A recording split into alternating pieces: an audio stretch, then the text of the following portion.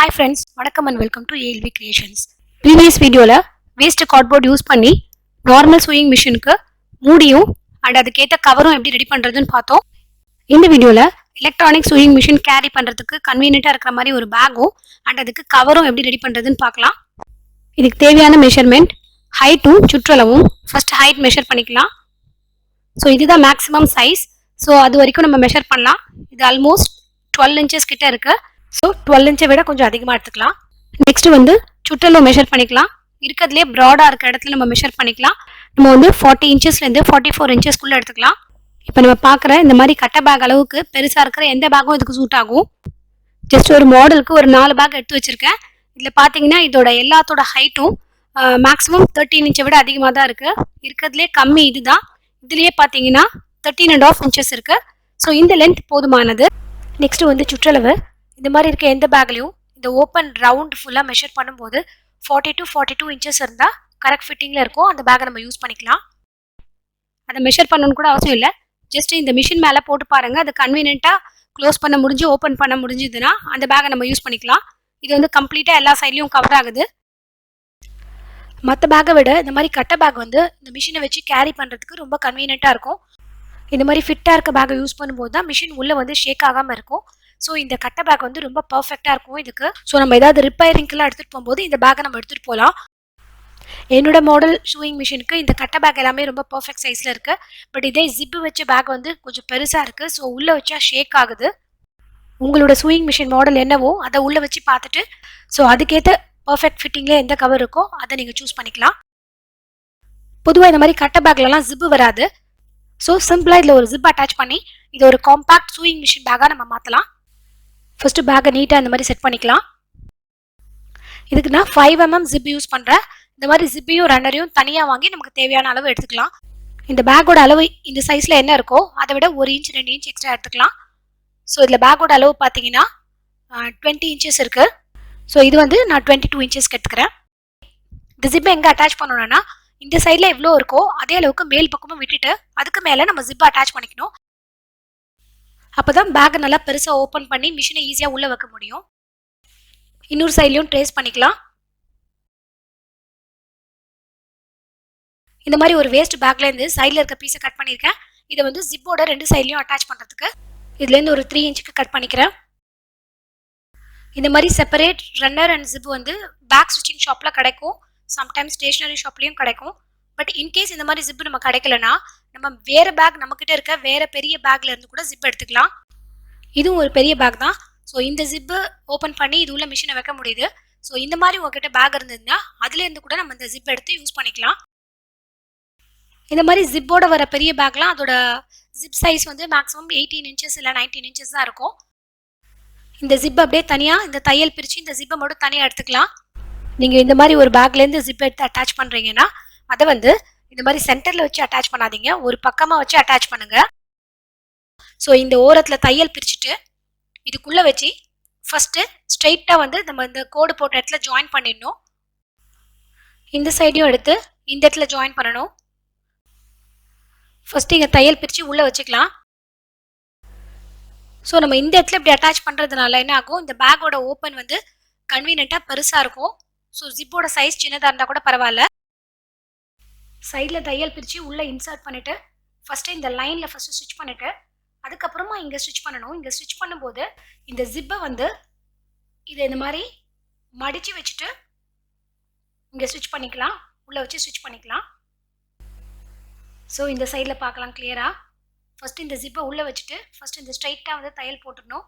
அதுக்கப்புறமா இங்கே ஜாயின் பண்ணுறதுக்கு முன்னாடி இந்த ஜிப்பை இப்படி மடிச்சுட்டு அதுக்கப்புறமா இதை க்ளோஸ் பண்ணி ஸ்டிச் பண்ணணும். இப்போ நம்ம இந்த 22 இன்ச்சஸ் ஜிப்பை எப்படி அட்டாச் பண்ணுறதுன்னு பார்க்கலாம். ஃபஸ்ட்டு இதை நம்ம எங்கே சென்டரில் வைக்கணுமோ அதை வச்சுட்டு 2 சைட்லையும் மார்க் பண்ணிக்கலாம். இந்த கார்னர் ரெண்டும் எட்ஜஸ் ரெண்டும் மீட் பண்ணுற மாதிரி அங்கே மார்க் பண்ணிக்கலாம். இந்த சைட்லையும் மார்க் பண்ணிக்கலாம். ஜிப்பை பிரிச்சுட்டு ரன்னரை இன்சர்ட் பண்ணிக்கலாம்.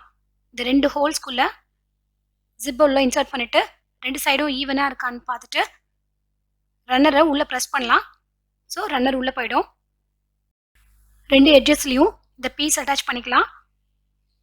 அது மேலே மடித்து அப்படியே 3 சைட்லையும் ஸ்டிச் பண்ணிக்கணும்.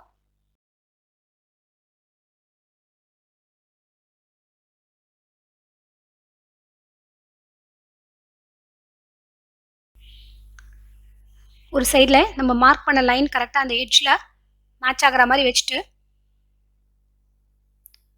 ஸ்டிச் பண்ணிக்கலாம்.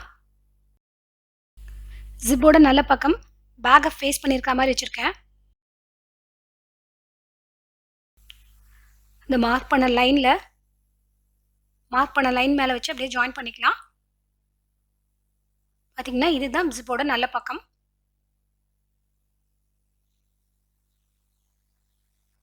ஒரு பக்கம் ஜாயின் பண்ணியாச்சு. பேக்கை இன்னொரு சைடுக்கு திருப்பிக்கலாம்.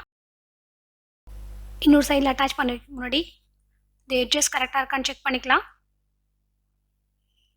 இந்த ஜிப்பில் ஃப்ரண்ட் சைடில் மார்க் பண்ணிக்கிறேன். ஸோ இதை இந்த மாதிரி ஓப்பன் பண்ணி ராங் சைடை பேக் மேலே ஃபேஸ் பண்ணி ஜாயின் பண்ணிக்கணும். ஜிப்பை ஓப்பன் பண்ணி வச்சு ஜாயின் பண்ணிக்கலாம்.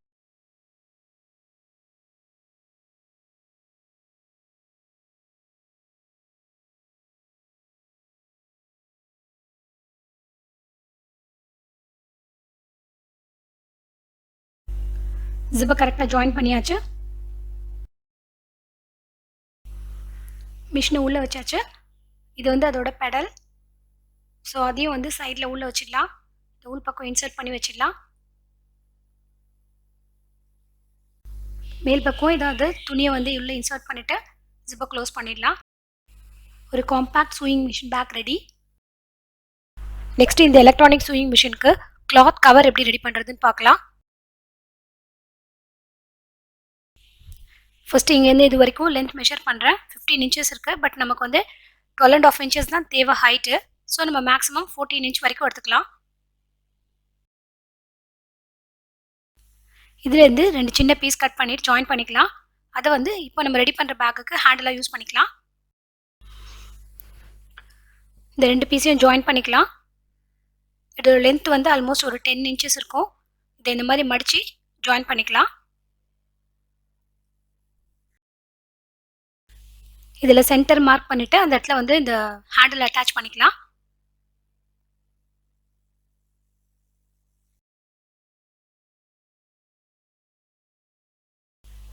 சென்டர்லேருந்து 5 inch மார்க் பண்ணி இந்த ஹேண்டில் அட்டாச் பண்ணிக்கலாம். Handle with 1 inch, length 9 inch இருக்குது. இதை அப்படியே அட்டாச் பண்ணிக்கலாம். பாட்டமை வந்து ஏதாவது லேஸ் வச்சு கம்ப்ளீட்டாக கவர் பண்ணிடலாம். பேக் பியூட்டிஃபுல்லாக ரெடி பண்ணியாச்சு. இந்த பேக் அழகாக சூயிங் மிஷின் கவர் மாதிரி ரெடி பண்ணியாச்சு. இப்படியே வச்சுக்கிறதுனா வச்சுக்கலாம். பட் இது என்ன பேக்குன்னு அப்படியே வெளியில் தெரியுது. ஸோ இதை கவர் பண்ணணுன்னா இதை நம்ம கிளாத்தால் கவர் பண்ணிக்கலாம். ஸோ இதுக்கு மேலே அப்படியே இந்த பேக்கையே அப்படியே கிளாத்தில் கவர் பண்ணி எப்படி ரெடி பண்ணுறதுன்னு இப்போ பார்க்கலாம். ஸோ பாட்டமில் ஸ்டிச் பண்ண லேஸையும் மேலே இருக்க ஹேண்டிலையும் ரிமூவ் பண்ணிடுறேன். பேக்கோட ஹைட்டை இன்னும் கொஞ்சம் ட்ரிம் பண்ணிக்கிறேன். நமக்கு 12.5 inch இருந்தாலே போதும். ஸோ இன்னும் ஒரு 1 inch கம்மி பண்ணி 13 inchக்கு கம்மி பண்ணுறேன். பேக்கோட ஹைட் 13 inches இருக்குது. நெக்ஸ்ட் இந்த லெஃப்ட் ஓவர் பீஸில் ஹேண்டிலுக்கு கட் பண்ணிக்கலாம். தேவையான சைஸ்க்கு கிளாத் எடுத்து வச்சுருக்கேன். கிளாத்தை சிங்கிள் ஃபோல்ட் பண்ணி வச்சுருக்கேன். பேக் இந்த மாதிரி வைக்கும்போது 2 சைட்லையும் 1/2 inch எக்ஸ்ட்ரா இருக்கணும் ஸ்டிச்சிங்க்கு. லென்த் வந்து கிளாத்தும் பேக்கும் ஒரே அளவுக்கு இருக்கணும். ஸோ ரெண்டுமே ஒரே அளவுக்கு இருக்குது.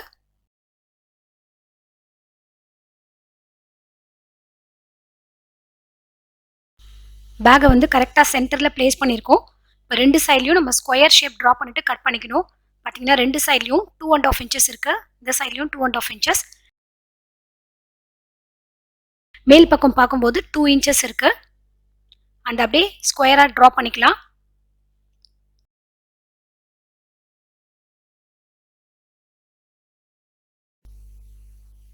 இந்த சைட்லையும் கரெக்டாக 2 inch இருக்குது. இங்கே 2.5 inch. ஸோ இதுக்கு ஸ்கொயர் ஷேப் ட்ரா பண்ணிக்கலாம். இதை ஃபோல்ட் பண்ணிவிட்டு ஸ்கொயர் ஷேப் கட் பண்ணிக்கலாம். அப்போ தான் 2 சைட்லையும் ஸ்கொயர் ஷேப் ஈவனாக வரும். பாட்டமில் இங்கே மேலேயும் கீழேயும் தையல் இருக்குது. ஸோ அதுக்கு நடுவில் கரெக்டாக நம்ம வச்சு மெஷர் பண்ணும்போது 5 inches இருக்குது. பட் இதிலே பார்த்தீங்கன்னா இங்கே வந்து 2 inches தான் இருக்குது. அதை ஓப்பன் பண்ணால் நமக்கு 4 inches தான் கிடைக்கும். ஏன்னா நம்ம இந்த 2 பீஸையும் இந்த மாதிரி வச்சு ஜாயின் பண்ணும்போது 2 சைட்லையும் 1/2 inch எக்ஸ்ட்ரா ஆகும். ஸோ அப்போ வந்து இது 5 இன்ச் ஆகிடும். ஃபர்ஸ்ட் இந்த ரெண்டு சைடையும் ஸ்டிச் பண்ணிக்கலாம். ஸ்டிச் பண்ணும்போது இந்த ஸ்கொயர் ஷேப் சைட்லேருந்து மேலேருந்து ஸ்டிச் பண்ணணும். இங்கே ஸ்டிச் பண்ணதுக்கப்புறம் நம்ம வச்சு பார்க்கலாம். கரெக்டாக இந்த சைடும் 2 இன்ச் இருக்குது, இந்த சைடும் 2 இன்ச் இருக்குது. நெக்ஸ்ட்டு ஸ்கொயர் ஷேப்பை ஜாயின் பண்ணிக்கலாம். இப்போ இது நம்ம கரெக்டாக 1/2 இன்ச்சுக்கு ஜாயின் பண்ணணும். ஸோ அப்படி ஜாயின் பண்ணும்போது 4 இன்ச் வந்து 5 இன்ச் ஆகிடும். இந்த சைட்லேயும் ஜாயின் பண்ணிக்கலாம். இப்போ மெஷர் பண்ணி பார்க்கலாம். இது கரெக்டாக 5 இன்ச் இருக்கு.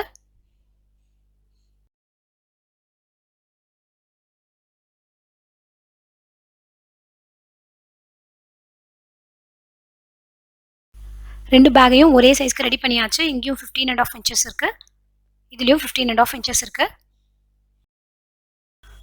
இந்த கிளாத் பேக்குக்குள்ளே இதை இன்சர்ட் பண்ணிட்டு ஓரத்தில் ஸ்டிச் பண்ணிக்கணும். ஸோ நம்ம வந்து இந்த கிளாத்தில் வந்து எக்ஸ்ட்ரா ஒரு 1/2 இன்ச் இருந்தால் மடிச்சு ஸ்டிச் பண்ணிக்கலாம். இந்த மாதிரி மடிச்சு ஸ்டிச் பண்ணிக்கலாம். ஸோ இதில் வந்து ஒரு 1/2 இன்ச் கம்மி பண்ணிடலாம்.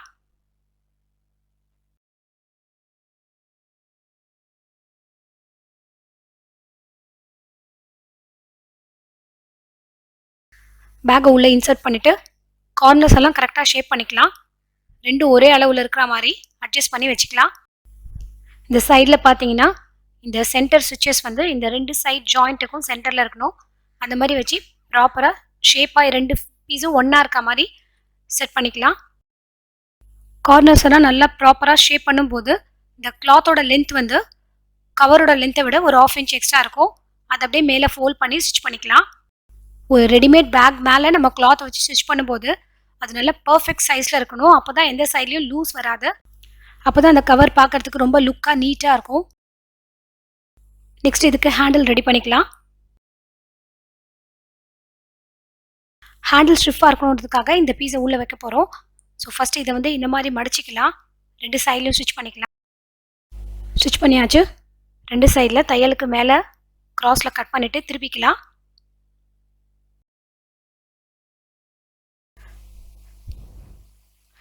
இதில் வந்து சென்டரில் இந்த பீஸை வச்சுட்டு இதை க்ளோஸ் பண்ணி ஸ்டிச் பண்ணிக்கலாம். ஸோ ரெண்டு சைட்லேயும் பார்த்தீங்கன்னா இங்கே ஒரு இன்ச் இங்கே ஒரு இன்ச் இருக்குது. அந்த மாதிரி வச்சுட்டு ஸ்டிச் பண்ணிக்கலாம்.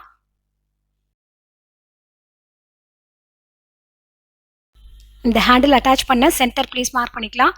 15.5 இன்ச்சஸ் இருக்குது. ஸோ 7.5 இன்ச்சில் மார்க் பண்ணிக்கிறேன். இந்த சைட்லேயும் சென்டர் மார்க் பண்ணிக்கலாம். 5.5 இன்ச் இருக்குது. ஸோ 2.25 இன்ச்சில் மார்க் பண்ணிக்கலாம்.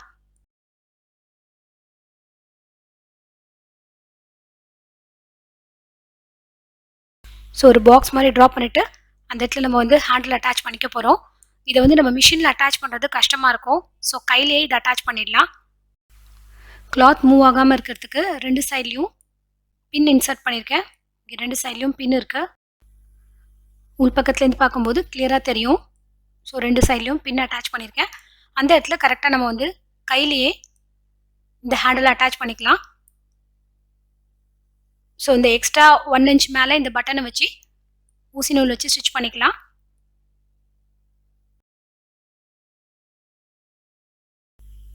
ரெண்டு சைட்லேயும் ஹேண்டில் அட்டாச் பண்ணியாச்சு. கவர் நீட்டாக ரெடி பண்ணியாச்சு. இதை நம்ம போட்டு பார்க்கலாம். கவர் பார்க்கறதுக்கு ரொம்ப நீட்டாக இருக்குது. வெறும் நம்ம பேக்கே அப்படியே கவராக போடுறத விட இந்த மாதிரி கிளாத்தில் பண்ணும்போது இன்னும் லுக்காக இருக்குது. ஜஸ்ட் ஒரு பேக்கையும் லெஃப்ட் ஓவர் கிளாத்தையும் வச்சு பியூட்டிஃபுல்லாக செலவே இல்லாமல் இந்த கவரை ரெடி பண்ணியாச்சு. நெக்ஸ்ட் வீடியோவில் இதே மாதிரி கட்டை பேக்கை யூஸ் பண்ணி எல்லாருக்கும் ரொம்ப ரொம்ப யூஸ்ஃபுல்லாக இருக்கிற ஒரு ஐட்டம் ரெடி பண்ண போகிறோம். அதை கெஸ் பண்ணிங்கன்னா கமெண்ட்டில் மென்ஷன் பண்ணுங்கள். இந்த வீடியோ உங்களுக்கு ரொம்ப பிடிச்சிருக்கும் அண்ட் ரொம்ப யூஸ்ஃபுல்லாக இருந்திருக்கும்னு நினைக்கிறேன். Thanks for your love and support. See you all in my next video. Have a great day.